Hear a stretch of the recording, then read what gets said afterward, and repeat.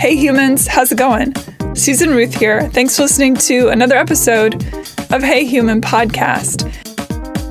This is episode 275, and I had a conversation with Dr. Frances Yahia. She is the host of Mistress of the Subconscious podcast. She's a mental health counselor, Akashic records reader, an archetypal astrologer. She's written a ton of books and has a bunch of books coming up that will be releasing this year and next. She definitely spent her time in COVID captivity working on a whole lot of projects. Very impressive. This kind of stuff is really interesting to me. I really love talking about it, all the possibilities. We talked about mythology and God, and she was raised in a cult. We talked about that, the process of how the subconscious and the conscious mind interact. If you don't know what an archetypal astrologer is, I didn't either, but she talks about that on this show. Just really interesting. One of the things that I reference when I'm talking with her is about the twins that I was told about, a Vedic astrologer, and I talked about. So the twins I'm referring to, I looked it up. They're called the Ashvins, and they are two twin brothers of Hindu mythology, sons of the sun god Surya, and they are also referred to as the horsemen and are forever young, handsome, and athletic, and they are considered the physicians of the gods. So I reference it, but I couldn't remember their names, so I just wanted to put that out there. I'll be participating in the Seattle Film Summit again this year, and I have put together a panel with trans activist and writer, director, producer Andrea James, horror writer, producer, director John Penny, and actress, producer, writer, director Catherine Lee McEwen. And that's going to be, again, for the Seattle Film Summit. Our panel it's all on Zoom, and our panel is on September 4th, which is a Saturday at 5 p.m. Pacific Standard Time. You can get tickets for that at the seattlefilmsummit.com website. I'm going to be on this Friday's episode of the Curiosity Bites podcast with Dove Barron, and I'll definitely put that up on my susanruth.com website for you to get to if you would like. If you're into music, check out my music under Susan Ruth on all the musical places, iTunes, Spotify. Hey Human Podcast can be found on social media. It's on Instagram and on Facebook. You can find me on social media, Susan Ruthism. Go to susanruth.com to sign up on the mailing list and find out more about me in general. That's outside of the podcast. You go to heyhumanpodcast.com, and on there you'll find a links page for every guest I have. There is a links section for that guest where you can find reference materials, books, articles, all that based on whatever we talked about. Email me, susan@heyhumanpodcast.com. And also, if you get a moment, please rate and review Hey Human on iTunes or wherever you get your podcasts. Super helpful, and I really appreciate it. It makes a big difference. I think that's about it. Thank you for listening. Stay safe, be well, be kind, and here we go. Dr. Frances Yahia, welcome to Hey Human. Thank you for being here. Thank you for having me. It's exciting. Where are you hailing from in this current moment? I live in Weston, Florida. It's about 15 minutes west of Fort Lauderdale and about 30 minutes from Miami. I've been to Destin, Florida, but not Weston, Florida. Okay. Yeah, that's up north. Yeah, we're sort of in the midst of pandemic talk these days, if you know what I mean. I feel like everything and everyone is at this point. Tell me, where did you grow up? What was childhood? You have from the little bit I know about you, and I try to go into these things not knowing too much because I like to discover along with my listeners who a person is. No preconceived notion. So let's dig in. So I grew up not too far from here in Aventura, Florida. And I actually grew up in a cult. I was born in New York. And my parents came from New York to Miami. And they were part of a cult, which actually at the time I wouldn't have called a cult. And the more sort of looking back I do, it's a very good foundation that I have spiritually. And what I do is spiritual work. And the best thing about that sort of relationship that evolved from my parents and this leader was this notion that spirit and matter are always together. My parents were the material arm of the spiritual center. That sort of went awry around my mid-30s, early 30s. I was in somewhat of an arranged marriage with the cult leader's nephew. And after having 3 babies, I realized that I no longer bought into the value system of the philosophy of the cult. She had kind of gone awry, and then I left and sort of started my spiritual journey from there. But childhood was what now I call a snow globe, and we all do come from a snow globe. It's shattered, no matter how small the crack is there. And I've written several books about this theory and whatnot. So my snow globe, it seemed to not have a crack, and it seemed to be pretty perfect until I left the cult, and then I realized that it wasn't. And myself. You said that the leader was a female. Yes, she is a female, and like I said, my heritage, we're Cuban, and it's not uncommon in Cuban culture to be raised alongside whatever your religious beliefs are, Afro-Cuban traditions. And that was sort of the root.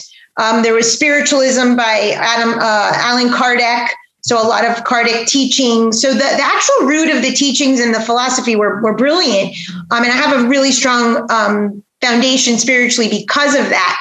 It was just later on when I started realizing and seeing things didn't add up, and that my value system was not in alignment. And I think that's when she sort of veered off into power hungry and narcissistic and so forth. And it was time to leave.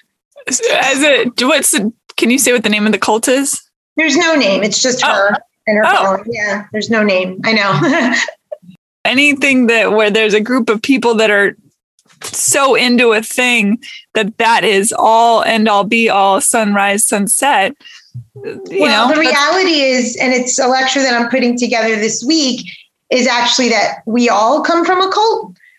Cults have certain traditions, a language, a value system, a philosophy. Our family is a cult. That it's more mainstream or normalized. But really, when you start looking at symbolism, mythology, origin story, unspoken rules, the power, and I have many, many theories on power currencies and dynamics and how our subconscious forms, it really is from that. So we all do have a cult in our head. And if we start deconstructing that, we can realize that the threads of what make up a cult are actually there from what I call the moment of conception. And when you start really looking at the psyche, you're like, oh, wow, that was it may not be harmful in the sense that you're out doing any harm externally, but internally, the message is the limited programming is there from the moment of conception. It's the psyche is quite fascinating. I actually love that theory. That's fascinating. I mean, we talk a lot on the show about tribe and having a tribe. And I think to that point of if you're raised in, no matter what it is, you seek it out elsewhere until you start to heal, especially if there's broken bits and pieces. I know from my childhood that growing up, for example, I got into relationships with men that were reminiscent of the broken parent. And until I understood that and could heal from that as best I could, I just kept repeating it because you keep indoctrinating yourself as you move out in the world. I love that theory. It's fascinating. Yeah, I have a book coming out in the next couple of weeks called The Truth is in the Triangle, and it's all about that. There's a mistress in every relationship, and it is linked to what I call the unintegrated parent or shadow parent. So it's exactly that. And it's the one that you don't want to identify you are like, and you mirror that in your relationship. So your partner is your parent, specifically that parent. Yeah, I believe that. Yeah. Yeah. So once we learn to integrate those qualities and realize that there is no other, that it's simply a mirror for sort of shadow aspects, or like you said, broken pieces, then we have a template for shadow work and doing deeper inner work, heals the inner child and a bunch of different things. But yeah, my first book is all about that. What I call the good buckets and bad buckets. the shadow aspects each parent has, but we have identified in our sort of child mind very early on which parent has the power currency that we want. It's either overt power or covert power. And your partner and other people in your life will mirror to you that opposite power currency so that you can learn to integrate it. One of the parents is, of course, messianic too. As a child, that they are our gods. Well, both of them. The thing is that both, and that's why the subconscious. Well, maybe one's a good god, one's a shadow god. They both have both aspects, but right, we identify, and it's usually what's interesting. I see with clients all the time, and I ask them from 0 to 7, what is that one moment? There's many that story that from 0 to 7 you identified you were shamed, unlovable, unworthy, put that away, different. We will build our entire sort of empire, our life on that story. Becoming that parent at that moment, we identified this parent has the power currency I want, covert or overt. We will build our life on that. And then we punish ourselves. We have what I call the psychological homeostasis, where we punish ourselves for being that. And so we bring in these others, as we would say, to show us the other parent. So it's fascinating, our psyche. It's I mean, I study this day and night. It's amazing. So literally the cult is in your head. You learn the characters, the language, the traditions, the rituals, and so forth, the ceremonies from mom and dad. And you're right. They are gods. And we keep them there. I have a book coming out called Dethroning Olympus, and it's about dethroning your parents. You have to dethrone mom and dad. And the thing is, every single person, place, thing, or situation in your life represents mom or dad. So it's a big dethroning process throughout life, realizing we're enough, self-love. Wow, I can't wait to read that book. It's funny. I was in therapy, I did therapy for forever. And I was in a session and the therapist said to me, Susan, we talk about this one parent quite a lot, the damaging, evil parent. And then not so much, you never are mad at the other parent. And I thought I was like, why would I be mad at them? They were great. They, did all these fun things with me and, blah, blah, blah. And she said, well, do you think that they knew what was going on? And I thought, oh, fuck. Bum, bum, bum. And so I spent a few weeks very angry at that other parent in my head. I mean, until I could process that information, it was crazy. It was like a bomb went off in my brain. Because we always want to have a savior. That's the thing. And so if one parent failed tremendously, as it sounds like in your case was, then the other parent has to step it up and be beyond the savior. If both screw it up, then, well, there's always one better, even if it's minutely. And then if both screw it up, well, then you'll find a savior elsewhere.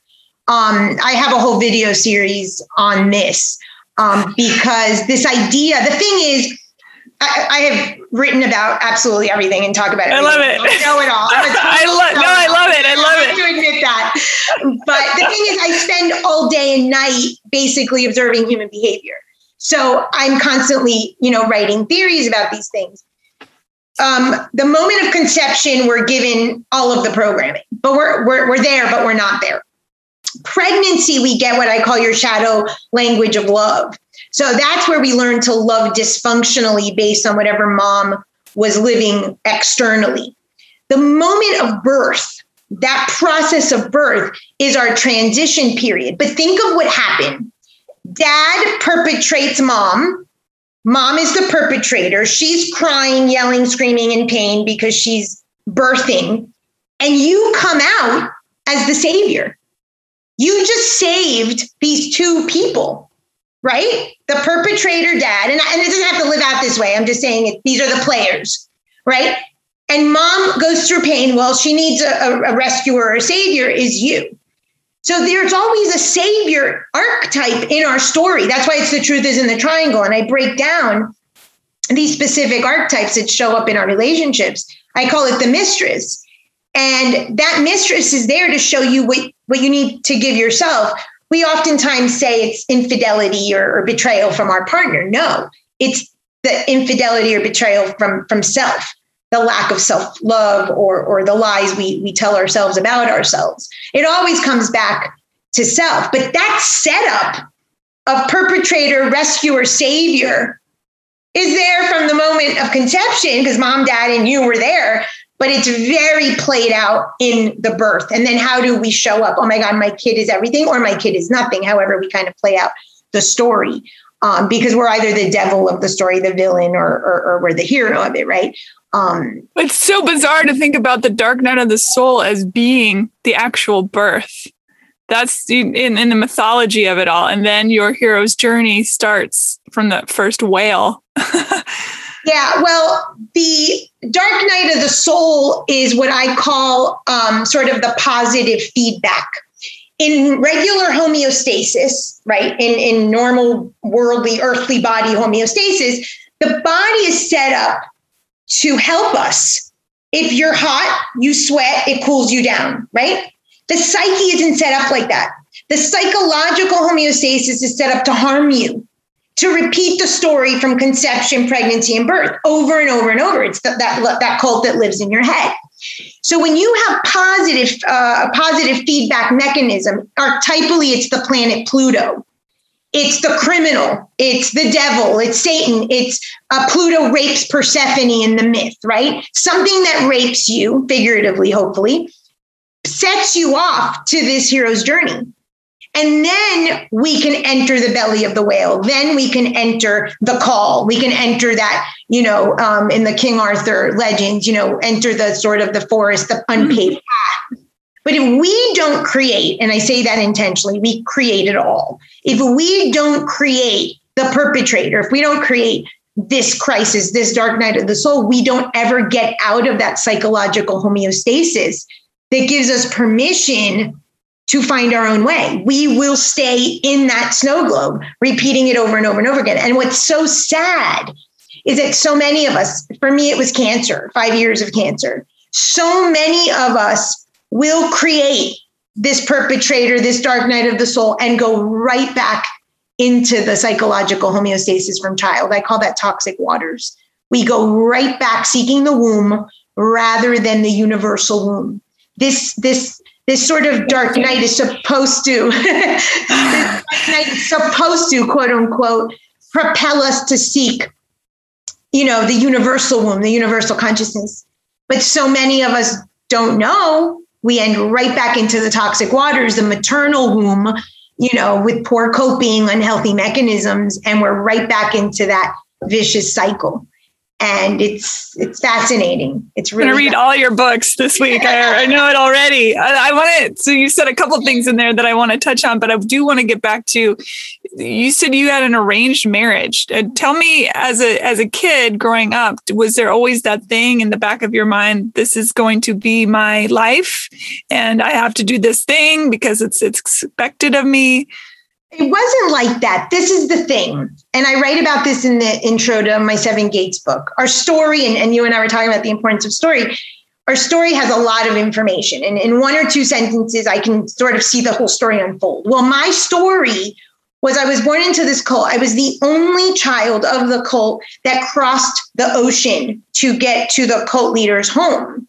So then they present you kind of like Simba and the Lion King. And I was always told.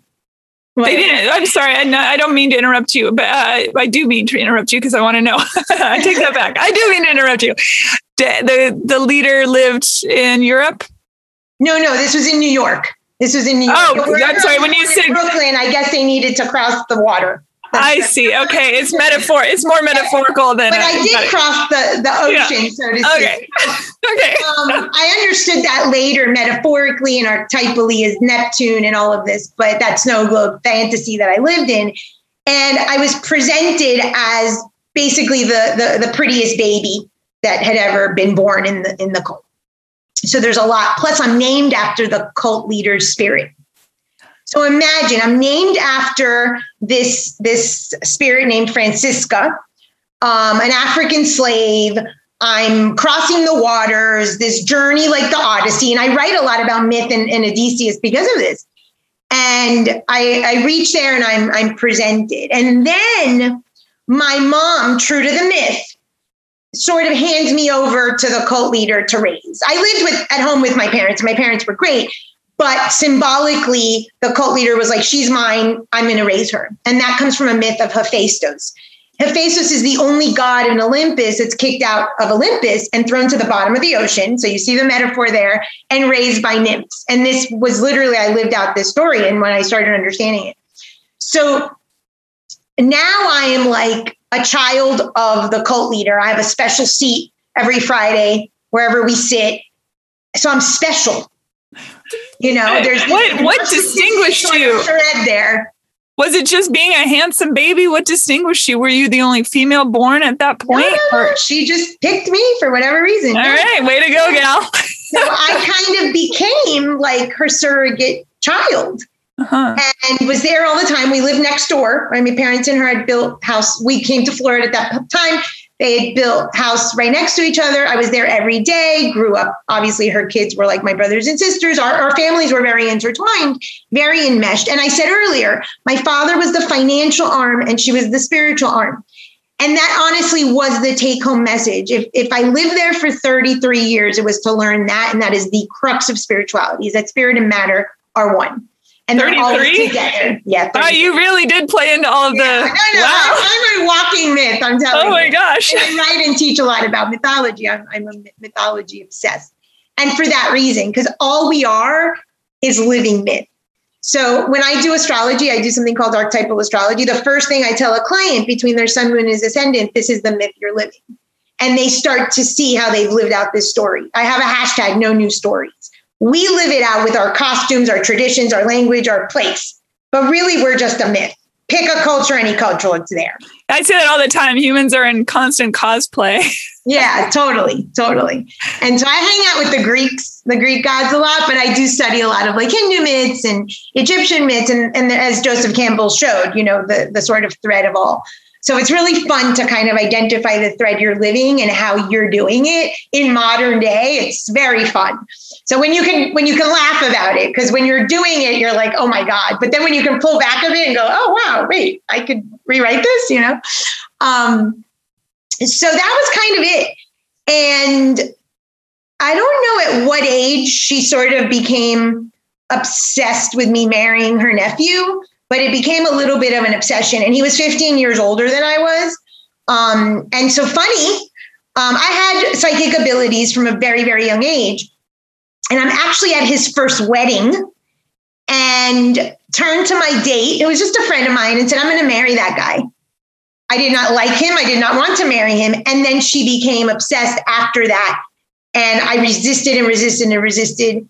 And a big self-betrayal for me was to actually engage in that marriage. But I was pregnant and all the stuff that came with that. So I was in that marriage for about 2.5, 3 years, long enough to have 3 babies. Did you love him? Did you decide to love him? You know, sometimes that's the choice of I'm in this, and especially in those sorts of circumstance. Well, being very Neptunian as I am, very Pisces, I'm really good at wanting things to be the way I want to see them as, very fantasy, hence the snow globe metaphor. I tried. I think we had a lot of things going against us. Just a lot of family meddling and age and experience and 3 babies in the first year of marriage. So, you know, he's not a bad person. It's just, I don't think that we were at the right space. But that was really, for me, the turning point. And I'll share that with you when I wrote 7 Gates, that aha from that Odysseus myth, that changed everything for me and actually was the catalyst for everything I've done since, spiritually, personally, and with clients. So I left, and I was still in the cult. He leaves the cult. Mind you, this is his aunt. And I was calling her every day during the marriage. Can I leave? Can I leave? Can I leave? Asking for permission. And one day I was like, this is my life. I have to make the choice. And I called her and I'm like, I'm not asking for permission. I'm telling you I'm leaving. And I left. And that was a big sort of power moment for me, owning my own power, realizing that I had control of my life. I found astrology shortly after that.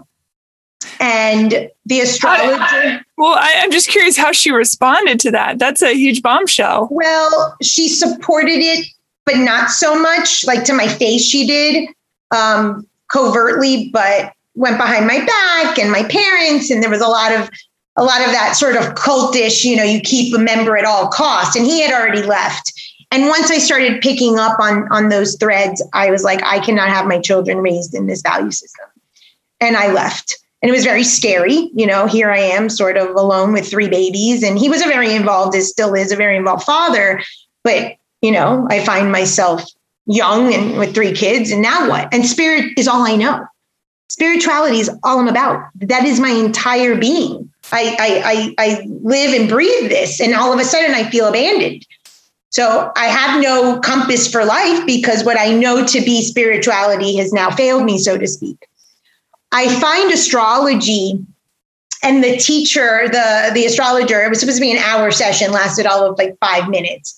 And he said 2 things to me. One I knew and one I had never heard. The first was you're going to get divorced, which I was. And the second was you can be in control of your own life. And I was like, can you sign me up for that? Because I never heard that before. In that same time frame upon when I found astrology, I was having an existential crisis. Talk about a dark night. And I was crying and I had picked up all of my sort of relics from my altar and thrown them in the garbage. And I screamed at God and said, if you exist, show me. And the book, the Zohar from Kabbalah, falls off the shelf. And it opens to a page that says, there's no coercion in spirituality. And I realized that that's all I had known was coercion. And I really had not known true spirituality. And that led me on my quest where astrology came into play, the Akashic records. And I remember going for a reading once, and my ex-husband now, but at the time, he picks me up and he's like, how was it? And I said, best reading I ever had, worst reading I ever had. And I'm like, worst reading because it wasn't very good, but the best reading because I realized that what I had was amazing. And from that moment, I built a very successful practice. And I know that what I have in terms of spiritual is very, very beautiful and strong. And I trust in it 100%. So all of that sort of, led me to this, right? So our story serves us to use the elements.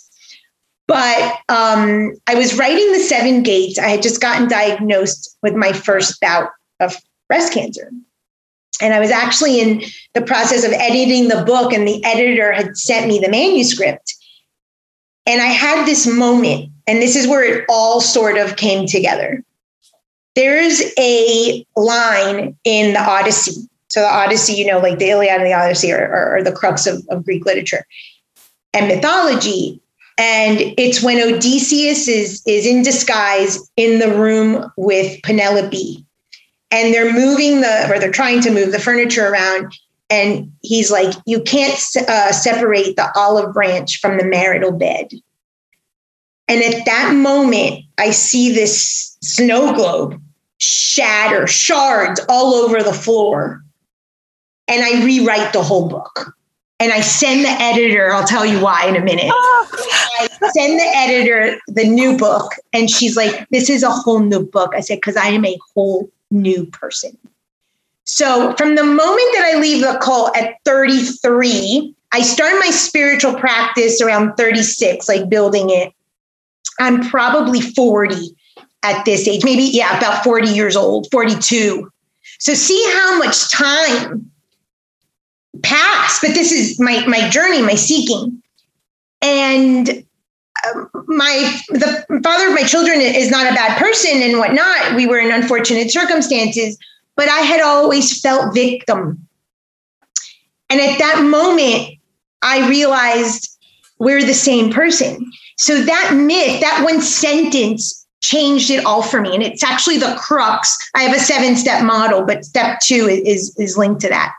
So the olive branch is linked to peace, right? Like extending an olive branch, making peace with another.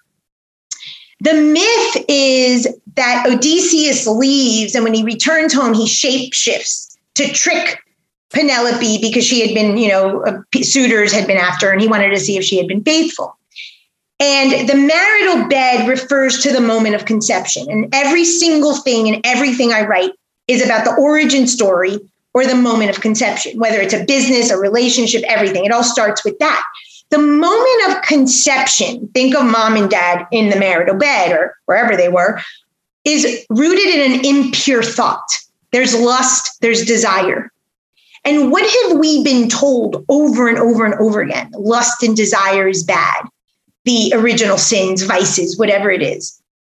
Our entire construction of self, it's the bad buckets, it's the shadow, is rooted in this myth, this belief that at root we're like bad and evil because we're conceived. And think of Catholicism and the Immaculate Conception. Everything is true except the moment of conception doesn't exist because it's immaculate. It's unheard of. Because so, it has to be devoid of sin, right? And purity. Yeah. And so I've written this whole Truths of the Spiritual Path, and it starts with truth one is the truth of thought. So at that moment, when I see that snow globe shatter, I was like, I'm not a victim. He was mirroring me. And there was some unhealthy, sort of psychological abuse in that relationship. He was simply mirroring my own, sort of voices in my head. Now I call them the competitive voices.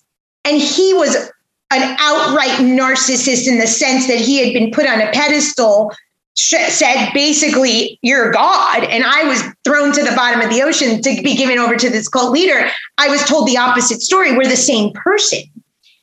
And when I see this snow globe shatter, I'm like, what I have done, what I have created, what I have done to my children. Oh my God, it all starts from that marital bed. And the only way to heal self, the only way to be in community, the only way to be a whole individual is to go back to that moment of conception and work with that impure thought. And I built this entire model around the origin story. And you don't need to know your moment of conception. You don't even need to know about your pregnancy. And you don't even need to know about your birth story. Any story you tell me, I can take to that. And it's a simple question. What don't I like about the person, place, thing, or situation? That one question will link you to a judgment. That judgment goes back to the moment of conception where you started your self-hatred and self-betrayal process. That judgment is linked to a value system that you don't want to accept that you have.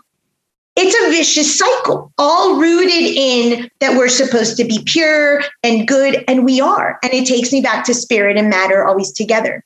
The spirit is divine.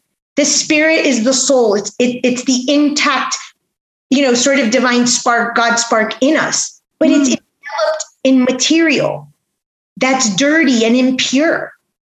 So that's all of spirituality. Spirit and matter always together. There's an impure, sort of imperfect, original sin, original impure thought that encases and encompasses your spiritual essence. And it's only in, quote unquote, the olive branch with self. Acceptance of self, that lust, that desire from that moment of conception, right? The bed, the marital bed, the sex, if we will, that impurity. If we learn to love ourselves, have the olive branch for self in our mind primarily, that dictates it all, then we live in self-love, in self-worth. Then and only then can we love another. That one sentence, and when I saw that, everything changed. And I've written relationship models, family models, world models in terms of how to live in community, teamwork, corporate program, based on that. There is no other. It's always, in essence, and a mirror and a reflection of self. And that's a spiritual law called the principle of correspondence. As within, so without. And anything you judge, I have a statement. It says judgments are confessions and they're great. They're great. I agree with that as well. I totally agree with that as well. But I'm like, no, tell me your judgments. Because if I know your judgments, I know what you value. And if I know what you value, then I know why you hate yourself and self-betray, because you're betraying those exact values. And it is beautiful, but it's like we've been told lies. We've been built on lies. And so how can we have self-worth and self-love if we think that having an impure thought and a judgment is wrong? So I have this thing called the spiritual TED Talk. It's the first thing I do with clients. I do this thing called the psychological X-ray, where we kind of identify the good and bad, sort of the shadow aspects that they haven't integrated. Then we move into the spiritual TED Talk. And when you do a spiritual TED Talk with yourself, it's 3 basic questions. In a minute, all things deflate. They no longer have the power because you're just identifying, oh, it's a judgment, it's a value system, and it's like a constant deflation of the impure thought that allows you then to be present and mindful with the person or with whatever's showing up in your life for you to extract the essence. But we haven't been taught that. And even meditation, which is Truth 10, and I'm all for meditation, tells you to ignore the thought or let go of the thought, better said. And you can't. You need to know the origin of your thought first and foremost. Then you can let it go. But if you don't know the origin of it, what are we doing here? So we're always trying to suppress that impure thought, which is the bad buckets, which is the shadow, which leads us to the soul. When I'm doing I've started doing meditation. I'm not great at it for that very reason. And so instead, for 5 minutes in the morning, I repeat the same thing. What would you have me know? And I know I'm talking to myself and everything else. I do think that we live in a society, a culture, and maybe it's a global culture, but certainly it's an American culture of being rooted in our shadow work. You know, you're not good enough. You're not pretty enough. You're not smart enough. You drink too much. You smoke too much. You do this you have sex too much. You think bad thoughts too much. Religion is certainly rooted in shadow work. And it's quite fascinating. I know it's a multi-billion-dollar culture. Right, exactly. So I have this lecture where I dethrone everything and everyone, right? Okay, that's part of like my thing is dethrone everything. So this one series is I dethroned Satan. And the church was very smart in using fire as the element in hell. Fire is linked to the 3rd chakra. The 3rd chakra is your self-worth. It's only when you're fire, not too much narcissist or not too little, when it's just right, that you actually are sort of burning, digesting, metabolizing. So they use that. They were very, very smart. They removed the impure thought of conception. They added the element of fire. And look, I have nothing against religion. I have studied every religion, tradition, philosophy. They're all rooted in universal law. The marketing of it due to the material world is a whole other story. But the actual essence of all of these myths and traditions and philosophies are universal. If you break down what Lucifer signifies, the truth, really, right? Well, Lucifer means a la luz. La luz is the light. Which is the truth. Hercules, the myth of Hercules, when he goes to confront the Hydra, which is the shadow work, that's Truth 8 in my 12 truths. Is all about, and you cannot suppress the shadow. The myth of Hercules with the Hydra is he's told, do not chop off the head, 2 will grow back. Try to suppress your too much drinking, too much sex, too much whatever. It comes bigger and bolder. So it's actually where he takes his little handy dandy club, sets it on fire and severs it. It's the raising of consciousness. Fire means raising consciousness. It's the only element of the elements that means transmutation. That's why Prometheus, the big statue in New York, where he was punished for stealing fire from the gods to the humans, wasn't because we were going to keep warm and warm our food. It was because if we as humans had the element of transmutation, we would then become gods and we would be able to continue to incarnate and be.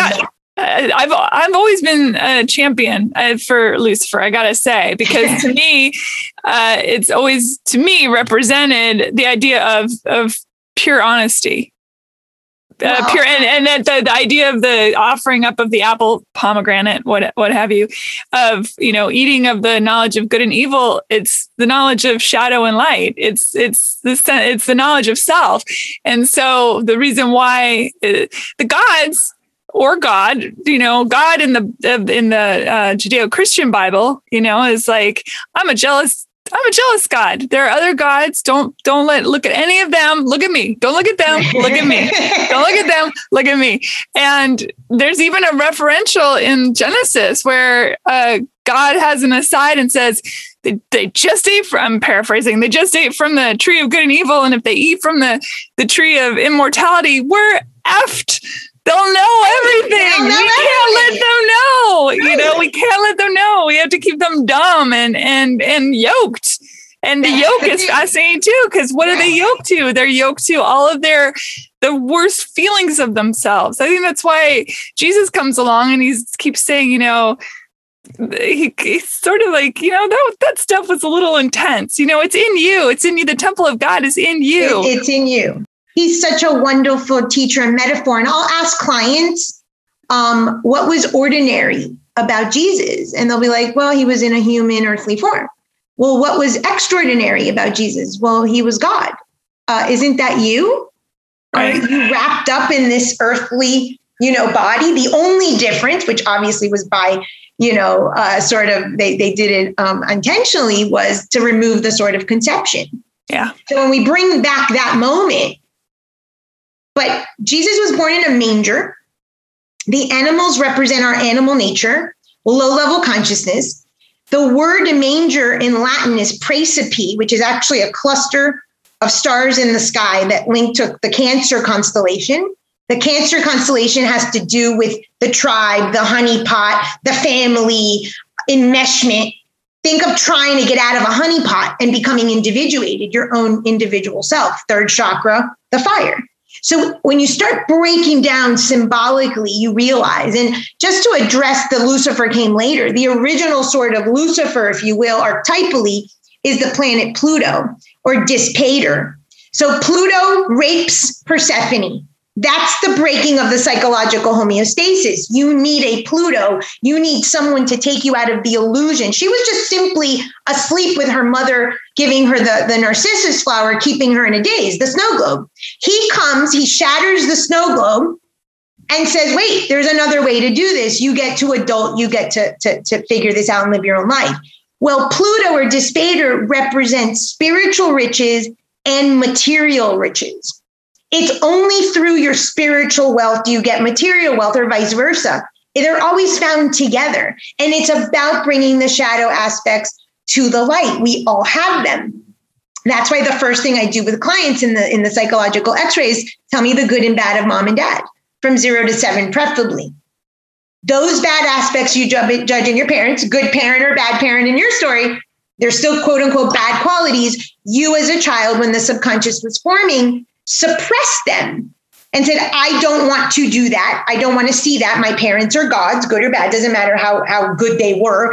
Really, in the story, your psyche set up to say, these are my gods. Suppress the bad. When you start doing what I call integration, especially of the shadow parent, but any of the bad bucket items, now you can say, oh, I'm whole. It's the olive branch. I'm at peace with myself, with both the good and the bad, the lustful experience of conception and the love experience at conception.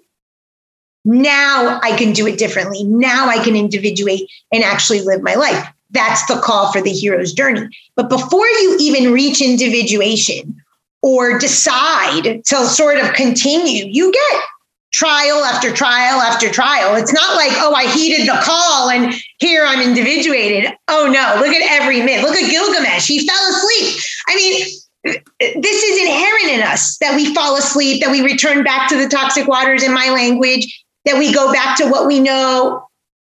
Even as you were saying, Persephone is sleeping under the spell of, and I love that it's the narcissus flower, right?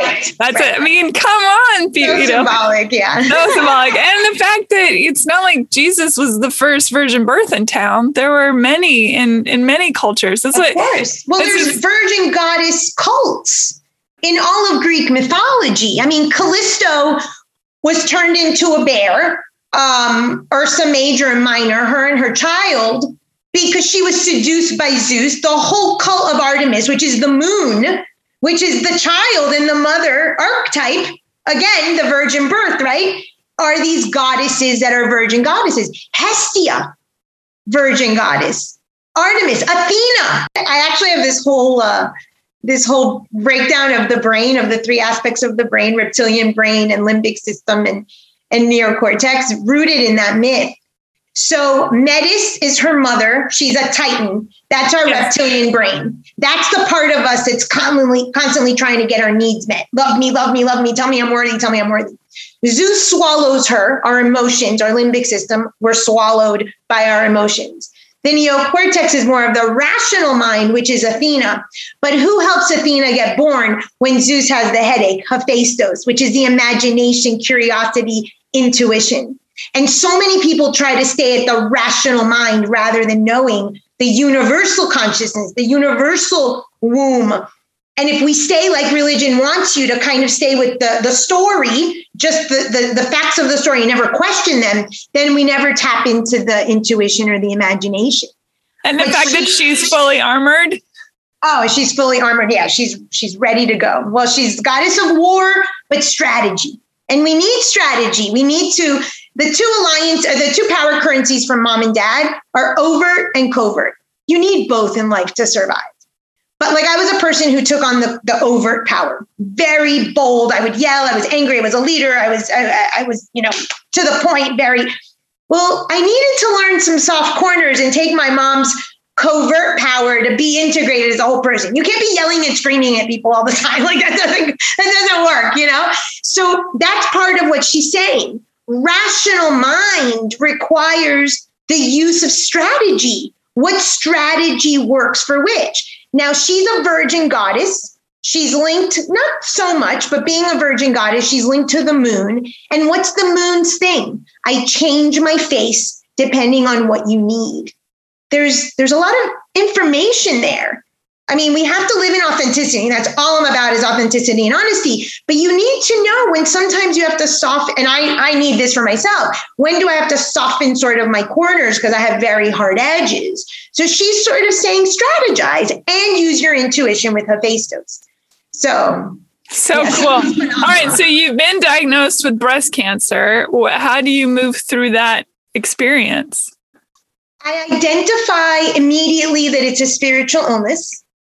And of course, physical as well, but a spiritual illness. And I have a little bit of a breakdown and say, okay, I'm given a test here. Put my money where my mouth is as a spiritual teacher. I don't know what the test is, and I surely don't know how to pass it. So I have a little bit of a freak. And so I write this book, but no, I start realizing, and this is very, very common. Illness serves a purpose very much. So I'm a shaman as well. And in shamanism, illness is all energetic. That's where I say that I know it's a spiritual illness. But of course, by the time it reaches the earthly elements, the body, you have to tackle it both ways. So I went back. I sort of went upstream, if you will. Every body part has a function. So when someone presents to me with an illness, I'm like, what's the function, in their own words, of that body part? Well, it was the breast and it was the left side. The left has to do with the feminine and the right has to do with the masculine. It's to nurture my children. So in my divorce with my first husband, I lost custody. And illnesses are either scarcity illnesses or abundance illnesses. I want less of something, I break down, or I want more of something. Well, I wanted more. Cancer is a sort of gluttonous or an illness of growth. More of my children, more of the breast, more of mothering.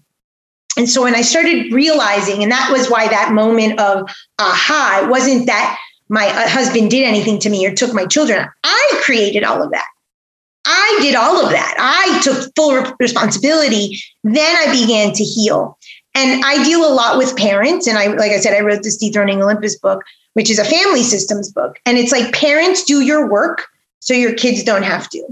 If parents fail to do their shadow work, their inner work, the child will mirror your shadow and keep doing it for you and never live their life. And I was not about to have that.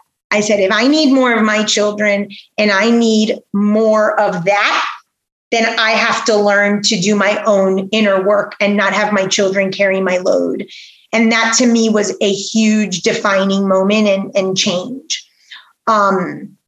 So I had to work through a lot of things from childhood, from my own mom, what I had asked my children. I have this theory in my first book, 2 things that we're told falsely. First is that we're loved unconditionally. Nobody has ever been loved unconditionally. You are here to love yourself unconditionally. That is it. The second is that your parents are here to meet your needs. Your parents are not here to meet your needs. You are here to meet their needs. Part of what happens in that marital bed when you're conceived is that you become the materialization of their thoughts, of their shadow aspect, of their unlived life. If dad lost the sale that day, you might work hard. If mom doesn't want to have sex because she'd rather be cooking, you become a chef for her. Whatever it is, you don't need to know the actual thoughts that they were thinking. You become that energetic thought. You materialize that as your life. So when I realized that, I was like, oh no, my kids are not carrying my burden. That's when I realized that I was my ex-husband, that he was simply mirroring my own psychological abuse in my mind and everything. But at the moment of conception, you basically say to mom and dad, I will meet your needs for you. They don't meet your needs. So we all have safety, security needs, protection needs, validation needs, and of course, love needs. And what do? We go through life and we get into relationship, asking the other person covertly, meet my needs, because mom and dad never did. So I have this when we get married and I speak to this. So now we move into adult relationships, repeating the exact same pattern that mom and dad have, us trying to get our needs. The other person can't do it because it's not their job. And we have what we've created, this world of nobody loving themselves, self-betrayal, and that's where I write a lot about this concept called the mistress. And you only in a relationship have what I call one thread, one unmet need, and one non-negotiable. And if you address a relationship with those boundaries, it can grow healthily, but we don't do that because we haven't been taught. So we're just repeating, meet my needs, because my mom and dad didn't, so you should be responsible. And what do we do with our kids? We do the same thing. So I stopped that in its tracks. And I'm like, I'm not having my kids meet my needs. And it was the 7 Gates that was birthed out of, and several other projects, but that was the first one from that cancer. And I realized I have to love myself and I have to integrate my shadow. And the hardest thing to do was to integrate my mom, who was my unintegrated parent. And I had to realize and own from my head first, Athena, and then my heart, Aphrodite, that I am my mother and that every single thing in that marital bed, good and bad, mom and dad, is me. And if I want the olive branch within, I better integrate that real quick. Because if not, this was a life or death, right? I mean, this is cancer. And I passed. I'm cancer free. What do you think you represented to your ex-husband? So he represented to you your mirror. How are you mirroring to him, do you think? I mean, I can't say for him, and it would for him to decide, but obviously if he's mirroring what I call the 0 to 100. So I have this theory, it's the 0 to 100, and the truth is in the 48 to 52. 48 to 52 is the balance, right? The midpoint. That comes from a spiritual law called the law of pendulum. And we have these pendulum swings. Our partner, like I said earlier, is the unintegrated parent. He was so narcissistic, thought he was great, was an oncologist, was told by his parents that he was God and could do no wrong, which he lived out well and served me well. When I understood the mirror, maybe some humility, maybe, some wait a minute, I don't know everything. I don't know how he would say that. That's not for me to do for him. But that's the only thing I can say in terms of the mirror. The truth, and the spiritual law says, all truths are half truths. The truth was not his, that he's all God and I'm this piece of junk that was thrown to the bottom of the ocean, right? The self-worth and the lack of, the pride and arrogance with this low self-worth. The truth is midpoint. And so when I finally integrate mom and dad and I reach my 48 to 52, and yeah, I can definitely own my strengths and own my third chakra and know what I'm worth, but I don't have to take anyone's power or anyone take my power. That's where health happens. And that really was the sort of coming home to myself when I was able to, what I say, man my fires. That comes from a myth. Hestia was a virgin goddess who would man the fires of the agora in Greece. And she wasn't allowed to partake in any cults, in any of the rituals. She would man the fires. And I tell clients, man your fires, your third chakra. It balances your lower chakras, that your animal nature, that you're impure, and it balances your higher chakras, which is your divine. But if without the third chakra, that's the key. And when I started doing that, and the only way to do that is to integrate the good and the bad, right? The divine and the shadow aspects. There's no other way. That's when I got healthy and whole. If he learned that lesson or not, that's not for me to decide. But I would assume that that's the opposite of the coin for the other person if they do the work. I find it interesting that he's an oncologist. I'm sorry? I said I find it interesting that he's an oncologist. Oh, yeah, that was definitely symbolic. Yeah, actually, for sure. He was lovely. He was absolutely lovely.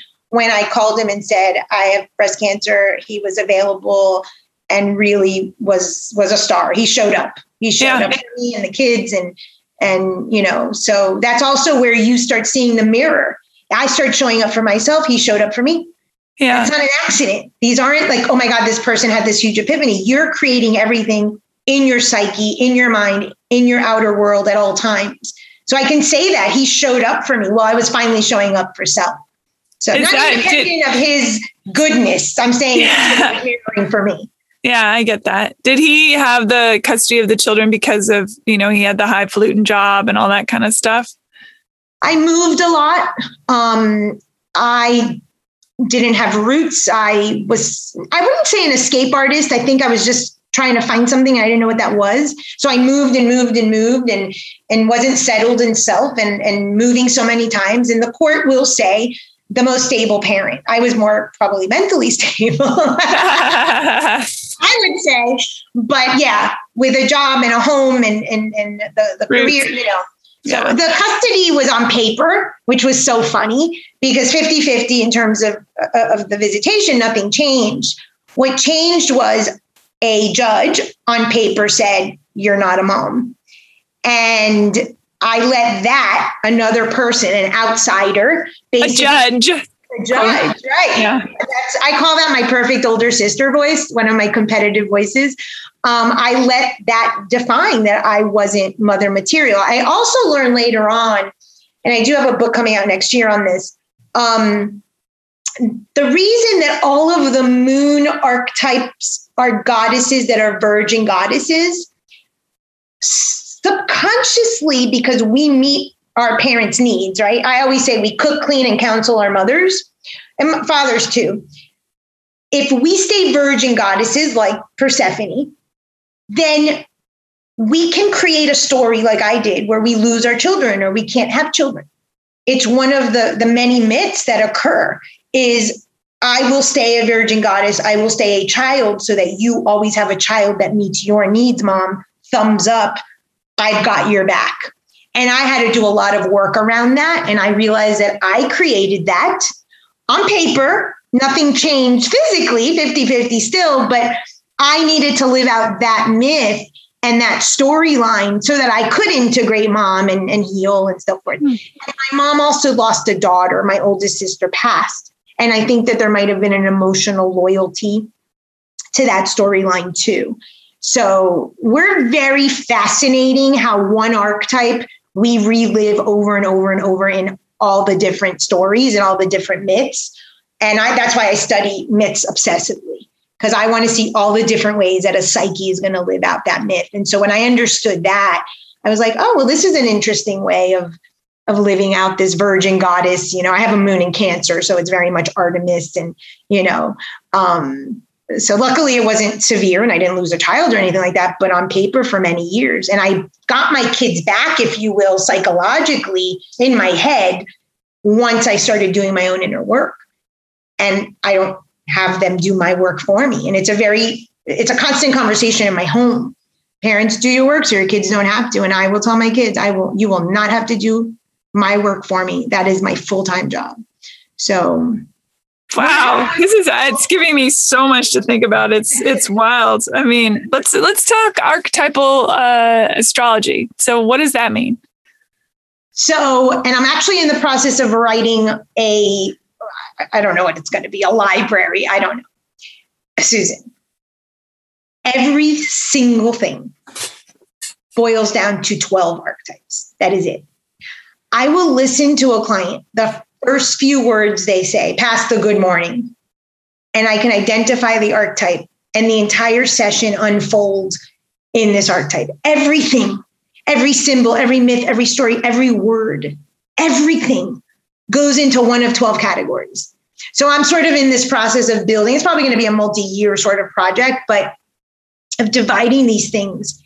And when we start to listen archetypally or live symbolically, not only are we tapping in, obviously, to the universal womb and the cosmos and our intuition and our imagination, our whole world opens up, because one symbol or one myth or one archetypal word, you start to see much bigger beyond the matter, beyond the earthly realm. So with archetypal astrology, it's basically that. Very much linked to myth. I start every session with the myth the person's living, sun, moon, ascendant. And then the relationship of the planets that I call psychological organs, they talk to each other. They're either competitive or they're collaborative. The collaborative voices don't give you problems. That's your good buckets. What mom and dad give you that you say is good. The competitive voices are the shadow aspects or the bad buckets, the ones that are like the perfect older sister voices in your head that judge you and whatnot. So I see those relationships and tie it back to the myth. And then the person, of course, depending on transits, I ask, how did you live out this story? I give them the myth. And then they tell me their version of how they lived it out. We don't vary too much from the original context of the myths. They're in our collective unconscious. Now we have various ways that we can live it out over and over and over again. And that's fascinating. But all archetypes are in our head. So that's what the chart is. It's basically a map of what's going on in our psyche. So anything that shows up in your life, if you can identify the archetype, and the map of astrology is just a map, you can see it on paper, then you can understand what you're trying to integrate, what archetype you're trying to integrate and make whole, that olive branch that's causing you problems. And it's usually the same ones over and over and over and over again. So if you tend to have problem with women, it might be the moon archetype. If you have a lot of conflict, or you have a lot of, you break your bones a lot, or you have a lot of surgeries, but they all have linked to an archetype. So these repetitive themes that show up that we can see in the chart are for you to integrate an archetype. Well, every archetype has a low vibration, a low level consciousness, or a high level consciousness. And why does the universe present the same archetypes over and over and over? Is because the point is to transmute your behavior into a change in belief, eliminate or reduce limiting beliefs, and transmute that so that you can live from a higher consciousness. Goes back to the fire element. You can only raise consciousness with a belief change, with transmutation, with the handy dandy club of bringing to the light the dark. So that's what archetypal astrology is. It's phenomenal. It's phenomenal. So you want a piece of paper, and I'll start sometimes with the clients with that. Then we do the psychological x-ray and we can see. And then I'll do some shadow work with them, or what I call the TED Talk, to get them sort of started. And you could see it all threaded. We don't change. We're the same story over and over. It's so fascinating. I'm a Taurus sun and Aries moon, Sagittarian rising, and I have a grand trine in earth signs. Wait, you're a Taurus? Sun. Okay. Aries moon. Venus. Oh, wow. You have a lovely combo. and then I have a grand trine in earth signs. Okay. So your Mars and Venus archetype are linked to what's called the law of gender in spirituality. And a big part of, through your Sagittarius ascendant, through wisdom and these sorts of conversations, or however spiritual practice or wisdom, studies you gain, is to raise the Ida and the Pingala, which are the masculine and feminine serpents. Have you seen the sign of the caduceus, the medical symbol? Oh yeah. And it's funny you bring that up because I keep being drawn every time I do. The very first time I did acupuncture, I saw a snake eating its own tail in my right hand. Oh, that's called Ouroboros. Yeah. And I was like, ooh, and I've been wanting to get a tattoo of that on my body somewhere. Okay. That's called Ouroboros. That's actually linked to removal of veils and illusion. It's linked to a myth, a Herculean myth called the Garden of Hesperides. I can send it to you after via email.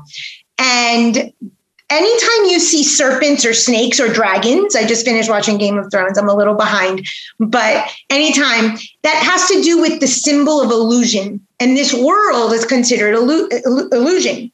It is only in the sixth chakra, which is what this law of gender is for you, in the sixth chakra where those two serpents or the Ouroboros that you saw, the serpent eating its tail, become whole. It's a raising of masculine and feminine energies, the anima and the animus, as Jung called them, together. The sixth chakra is the third eye. It's when they're balanced, balancing masculine and feminine. And your Sag ascendant is through wisdom studies, travel, anything that expands the mind, that helps you raise consciousness. Sounds like me. I also have a Sag ascendant. So you have an interesting thing there. Sag ascendant.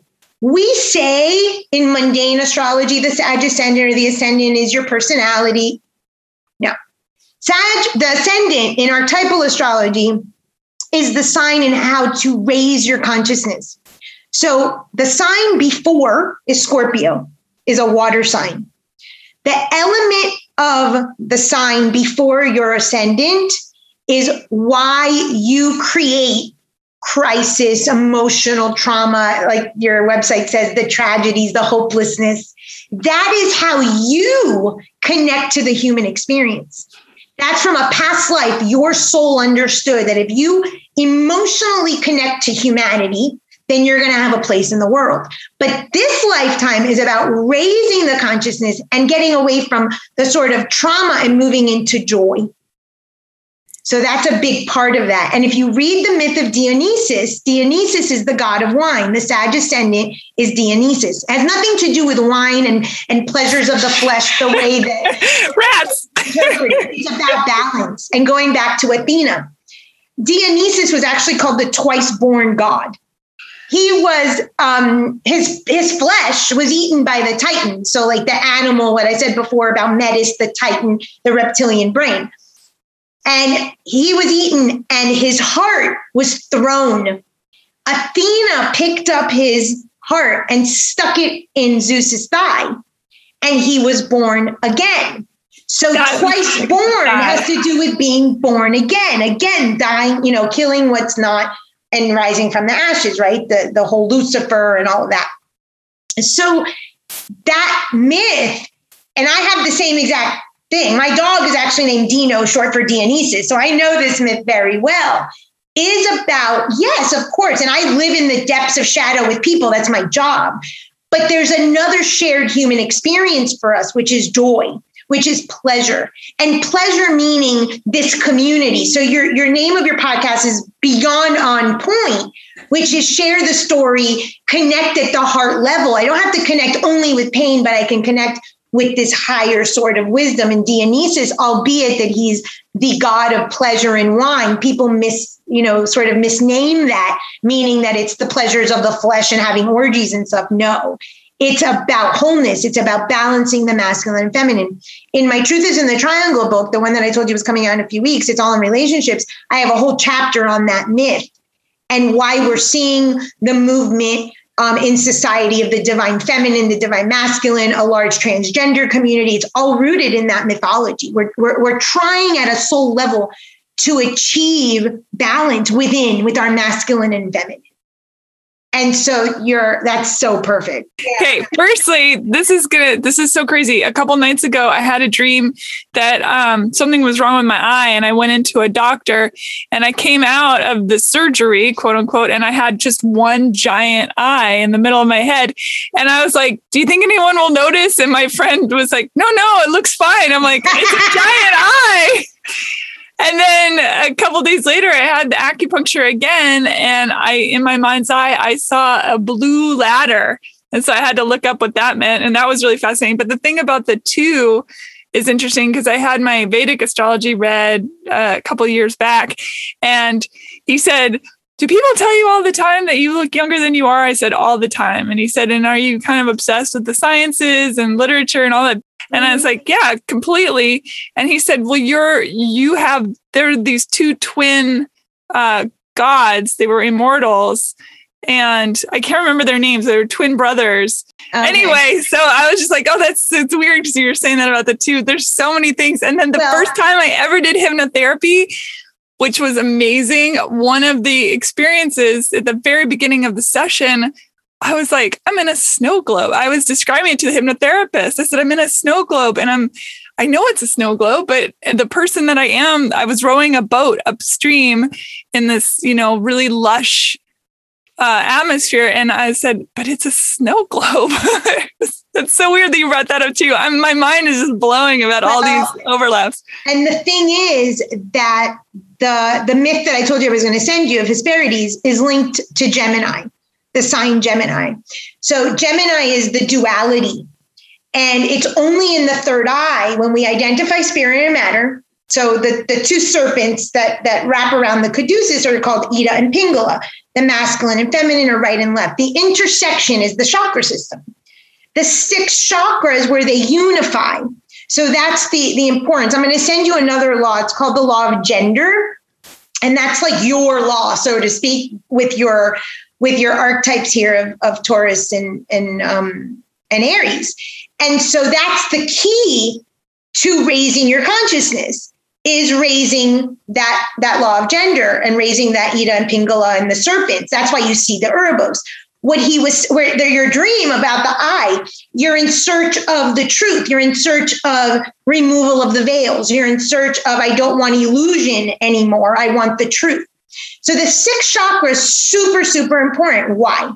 As humans, we cannot get glimpses, I should say, in the 7th chakra. We get glimpses of the transcendence, maybe in a meditation or an ayahuasca or something. But really, what we understand as God is something called an Ishvadevatar, which is God as form. So Jesus or Buddha or Krishna or Ganesh or whomever you believe in. It needs to be a form. It's only with, and this is why I say that at the end of the day, my foundation was a really solid foundation. I understood the premise of spirituality. Spirit and matter cannot be separated. That's the whole message in the 6th chakra. Masculine, feminine, spirit and matter, shadow or dark and light. And that only happens in the 6th chakra by raising those 2 serpents or removing those veils. So you'll see in the myth of Garden of Hesperides, Hercules is seeking the golden apples. He's told to go get these golden apples, love, wisdom, service, sort of, high vibration things. But he encounters 2 teachers on his road, Busiris and Nereus. Nereus is a legit teacher. He sort of nudges him in the right direction. Busiris promises him, of course, the illusion, the moon and stars, I'm going to make you XYZ. We humans are very enamored with the illusion, with the world. Again, it's the unification of spirit and matter, not just the illusion of the veils of form and matter. But also we can't go in the other direction where it's only spirit and transcendent. That was part of my story with cancer. When you asked earlier, I learned several things. And illness has a function. One of the functions is for people like me that tend to like the spirit world more than the matter. Illness brings us back to the body. Illness reminds us that we're human and we're not gods, so that we can find the balance. I cannot do my divine presence if I'm not embodied. It's impossible. The spirit world cannot do anything without the material world. So in that myth, Busiris promises in the moon and stars. And this is important for those seeking a spiritual teacher, that they're not promised all of this stuff, which a lot of times spiritual teachers do, hence the cults. I decided, and it's blatant on my website, my job is to help people get freed of any sort of coercion, cults, religions, teachers, anything, so that you own the power, so that you stop giving away your power. That is my job. That is my mission in the world. And so we have to get to that place where we become sort of our teacher. Do we need a teacher, quote unquote, on the road? Absolutely. Someone needs to sort of break these things down to you. The guru, you sit at the guru's feet, of course, but that's a Nereus. A Nereus simply, in the myth you'll see, nudges Hercules in the right direction. You have the wisdom inside. You just need that nudging. You might need the logic piece, the knowledge, the book knowledge piece. But your insides are very much divine and know where to direct you. So that myth, the illusion, the illusionary world, the imbalance of masculine and feminine, all of that's in that myth and the law of gender I'm going to send to you is your your sixth chakra, your third eye. And the last thing I'll speak to that is the eyes are a source that robs our fire. What enters through our eyes, lust, greed, envy, vanity, and it robs the third chakra fire. So another importance of the third eye is that when we balance matter and spirit, the illusion world, of course, everything needs to look pretty in this world, right? I mean, I'm in Florida, but we're in the United States. Matter matters. Balance with spirit, then our third chakras, we can man those third chakras and really own our power and be the teacher that we need. I became the teacher that I needed. I wrote the books that I needed. If anyone else benefits, great. But if not, it's all for me, and I recognize that. Oh my gosh. I just teach you what I've learned on the way, and if it helps, great. And if not, I take no offense type of thing. But that's very much in that myth, and that is your myth. Wow. Let's talk about the Akashic Records room. Library. In my that same hypnotherapy, you brought up dragons too. In that same hypnotherapy session, I saw this dragon that was sort of bouncing around, and that was wild. And then I was in this library that it was just books they went on and on and on. There were all these spiral staircases, and there were beings that were there, and my head started tilting back, and in real life, with the hypnotherapist, my head was tilting back and my mouth was, she's like, you were freaking me out because your mouth opened so wide. But in my mind, what I was seeing was my head tilted back and this light just shot out of my mouth. It was so wild. Wow, that was the most intense experience. Let's talk about the Akashic Records, but as I had heard of them before, I knew that that's like the records of all things or all people or all times and all, they talk about that in movies and Dr. Strangelove, that kind of thing. So just to break down your message that you got in that session, Akash is another word for ether. That's it, energy field or ether. The fifth chakra, so your mouth, when you open it up and it comes out light, it's associated with sound. Akash is like the sound element. And when you open out and light comes, you're literally like speaking the records from the fifth chakra, which is the Akash, which is the chakra that links to the Akash, or the Sanskrit word. Akash is a Sanskrit word that means ether, energy field. So that's why I said at the throat. And to see light come out, you don't really speak. We speak sound. Sound is just a light wave, so to speak, or a sound wave. So that's what that represented. So that was perfect. There are 7 planes in the universe. Humans, the highest plane that we can access in the earthly realm, in the matter, is the Akashic level. That's the highest plane. So for me, the Akashic Records, in my opinion, and I do tarot and I do divination of all sorts. To me, I call it the peer-reviewed journal of all the divinatory sciences, okay, or arts. Why not go to the source, the library? And I'm all about the source. So I do everything in the records. You can learn to access your records with a prayer. It's not a difficult process. We all have access. It's not anything special. You might need some training, and I teach that to read other people's records, but you absolutely have access to your own records. So there's 7 planes in the universe, and the 4th plane, the Akashic plane, is the one that we are allowed to get to as the highest, so to speak, because our matter is dense. And there you can access anything. So basically the idea is, now in metaphysical law, there is a law called the principle of mentalism. All is mind. And everything emanates from one source, one large mind, if you will. That's the Akashic Records. Everything is stored in there. Individually, you have your set and I have my set.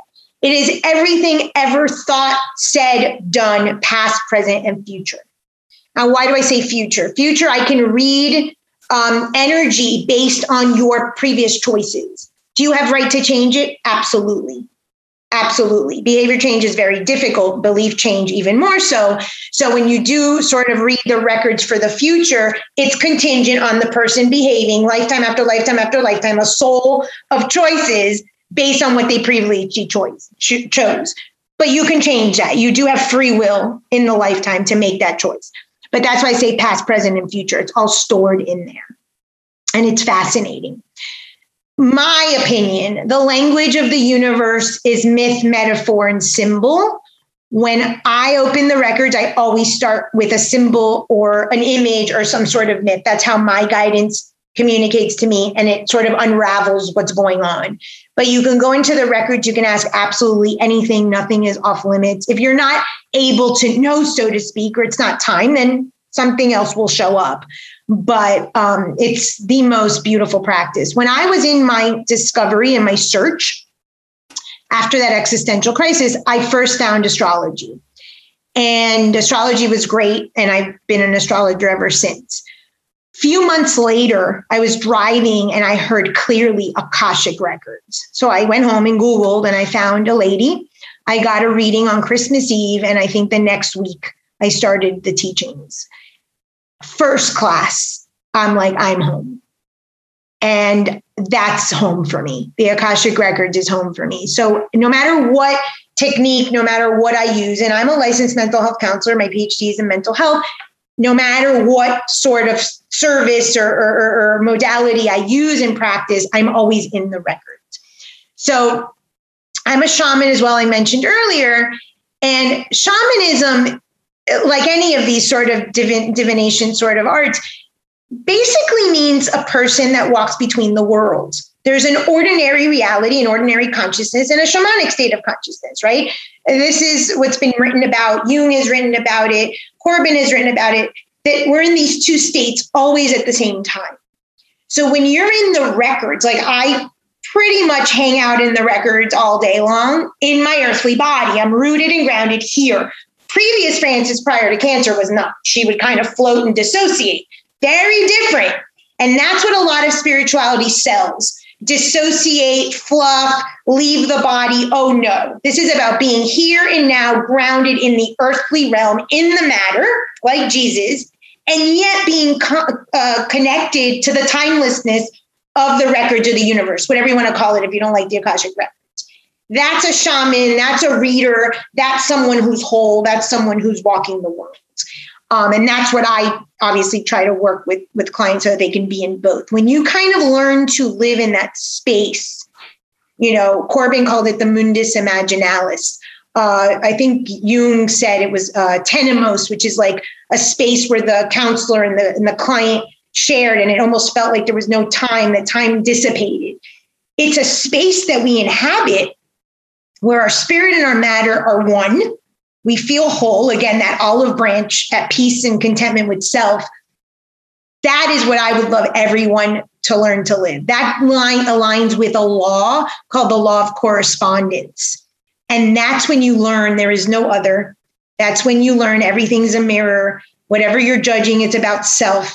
That, I think, is sort of the coming home process, or that divine love of the other that we're seeking, being of service and so on and so forth, that the age of Aquarius is all about. That's the space to inhabit. That's the Akashic records.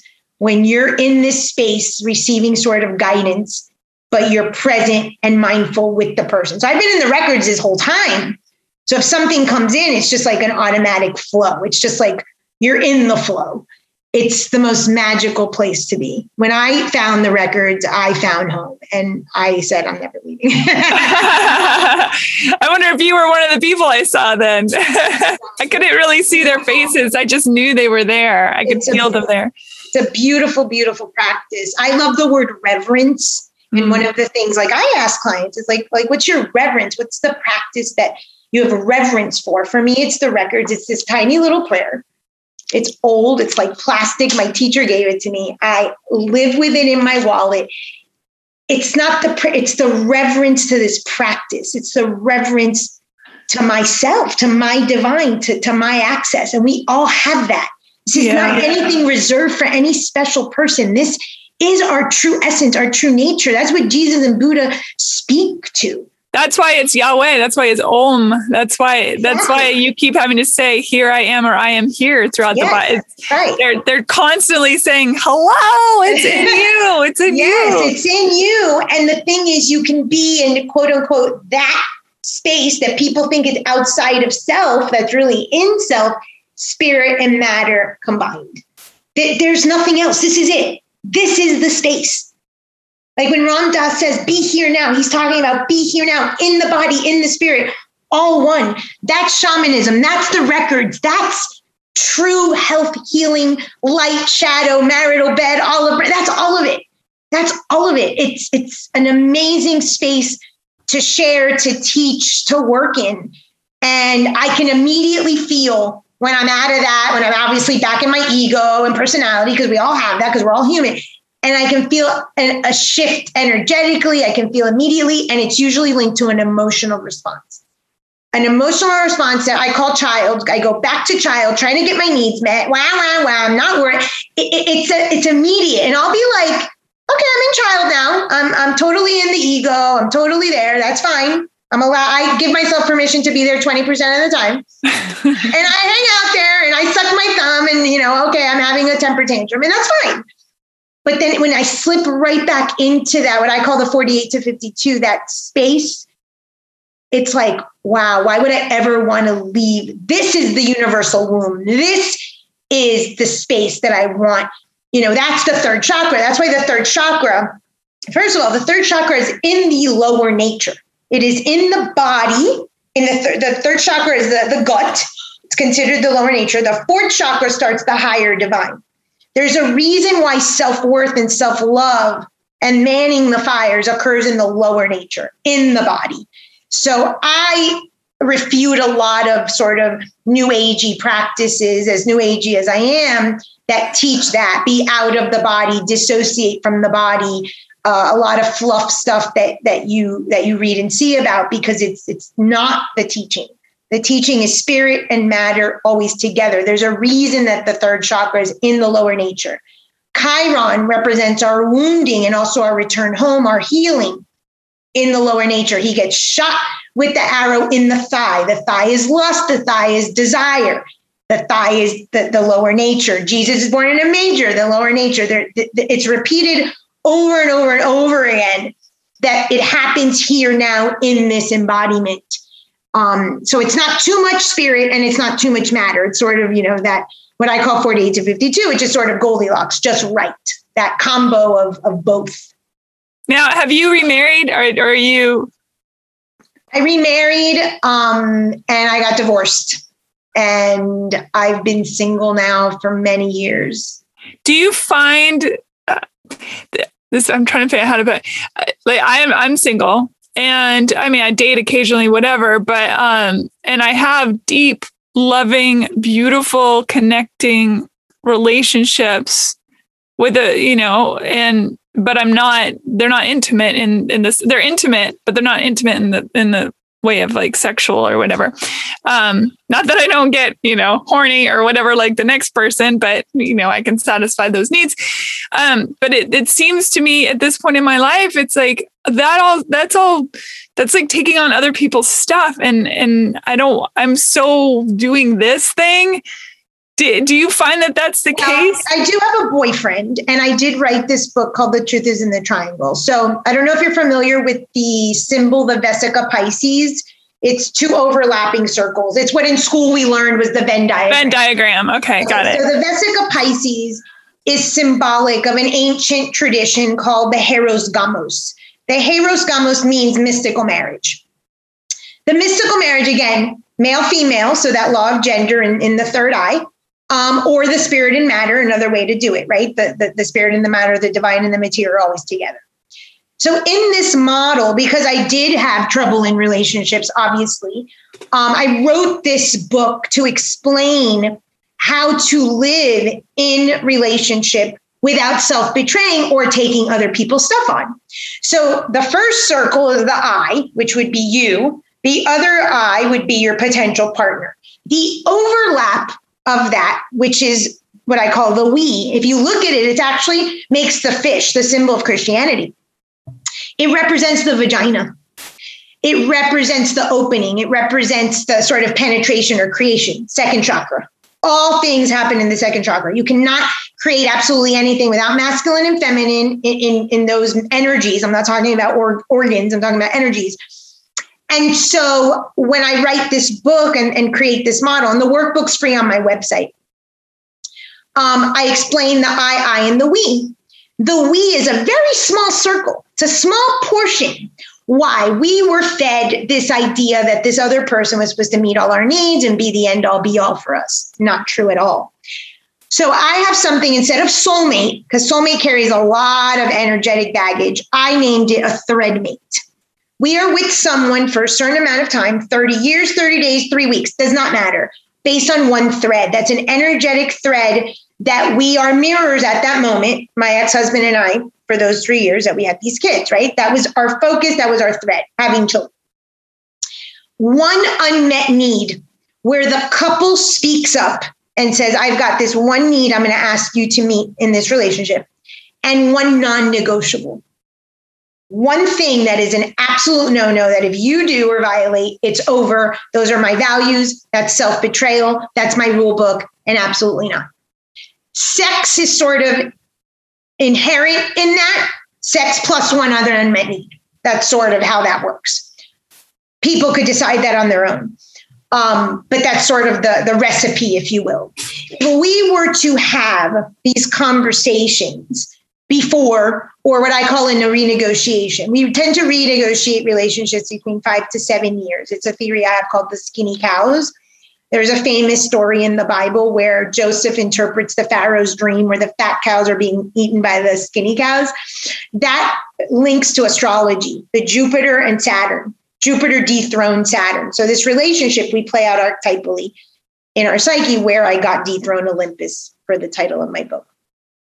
So every 5 to 7 years, our snow globe of our fantasy relationship will shatter so that we can renegotiate. So you get to go back and define your thread. Maybe your kids are grown and it's no longer children. Maybe it's to travel the world, whatever it is.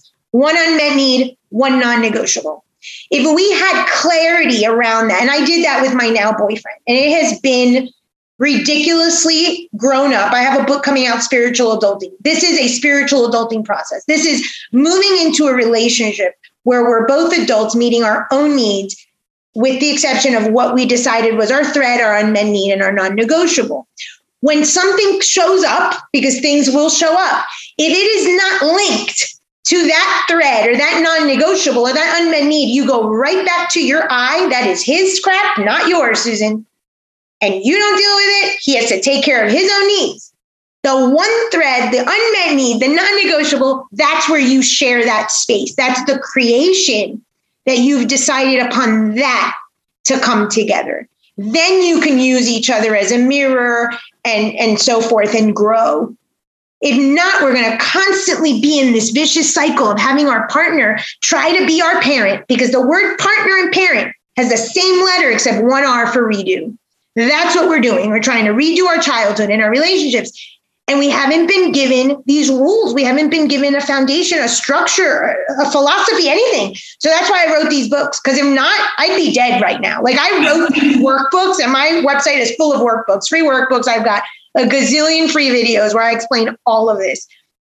Because if not, I'd be dead. I didn't know. I didn't have a compass to navigate this. When I tell you I crossed the ocean to get to that co-leader, I lived that out metaphorically with no compass, no map. I was like a wayfarer in the ocean. And I wrote these things for me. And of course, if anybody can gain some wisdom from them. But that's how I view relationships. I, of course, was hesitant after my second marriage to get involved with someone. And I proposed this to my partner, and he was like, absolutely. And it's been really beautiful. Really lovely. That's great. I love that. I love that model. It's wonderful. How many books have you written thus far? So it's been a funny year. COVID, I don't know what COVID did to me and my creativity, but Seven Gates and Witch Bitch are on Amazon. Those are available. This year, I wrote Truth is in the Triangle and Throning Olympus, Spiritual Adulting. I've written this book on moon archetypes and all of these virgin goddesses that I told you about, linked to your moon sign and your shadow love language. Those I've written this year. I started that archetype book. That will be out. And I also wrote a book, but that won't be out till next year. It's called The Wisdom of the Psyche. It's all on the archetype of Pluto, of Lucifer, of the shadow, of Satan, of all that. I dethrone every single god of all traditions linked to that archetype to explain how we create that perpetrator so that we can become our own savior. It's fascinating. And that's where I explain the whole psychological homeostasis. That one won't be out till next year. The others will be out. Hidden Truths, I forgot to mention that, is the 8 spiritual laws of the universe, which I live my life by. I'm going to send you Law of Gender, which is your law. And if we learn to live with these laws, everything in the universe, spiritual and material, are ruled by these laws. So I live my life with these 8 laws. And I wrote this book where I took the Kabbalion plus the law of octaves, which was sort of kind of revived by Gurdjieff. And I put them in this book and I sort of gave client examples and modern day sort of application to them with a workbook. Everything I do has a workbook. That one will be out in the next week or two. Truth in the Triangle will be out in the next month, and Spiritual Adulting and Dethroning Olympus probably by September, October. I love your brain. Your brain is awesome. Seriously. I've been very busy. It sort of like flows. I guess I know it's the records. I definitely have my earthly knowledge. I study a lot. I read a lot and I synthesize a lot. That's my earthly gift, but the records is sort of the source of it. And we all have access to that. I sometimes laugh when I hear the story of the lady who wrote Harry Potter, how she was in the bus and she was in the records. That's what that is, that download, that universal sort of consciousness that you connect to and you see it for what it is for you. And this year, I was in a very severe depression for 3 years. I got cancer. I had many, many surgeries. My husband left. My children went off to college. I talk about a dark night of the soul. I've had few, but this was the worst one. And when I came out of it, or chose to come out of it one day last year, I said, I'm healthy, I'm fine. And everything shifted for me. I think I had all these books built up and finally I was able to get them out. And I was working from home with COVID, and I write every morning. You'll see on my website, on my YouTube, I have tons of lectures. Let's talk about that. Tell everybody how to find you, because I have a feeling you'll be getting some calls. My website is dryahia.com. That's DRYAHIA.com. And that will link you to the YouTube. My YouTube channel has hundreds and hundreds of hours of video about the psyche, about spiritual significance of everything, every archetype, every symbol, every myth, you name. So that's a wealth of information. My website has a ton of free workbooks. The Truth is in the Triangle relationship one, the Dethroning Olympus family one, and the 7 Gates is the individual one. So whether you're working your shadow with individual couples or your children, it doesn't matter. It's all there. I have something called the Inner Child Slumber Party. I don't know if that workbook is on there, but if people want to do inner child work, I have a phenomenal workshop and this workbook, I can send it. And the moon is on there too. The moon, I explain everything about the psyche of the moon, why we honor mom, the shadow love language we learn in pregnancy. It's a phenomenal workbook. That's on there. And all of these books, like I said, are coming out later this year.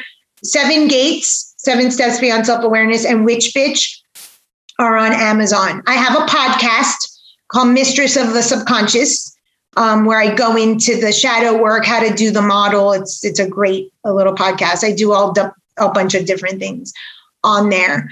I have a Patreon. If people are just starting on their spiritual path and they don't know where to begin, or they have 1 or 2 practices, they don't know where it fits in, I have something called a spiritual starter kit.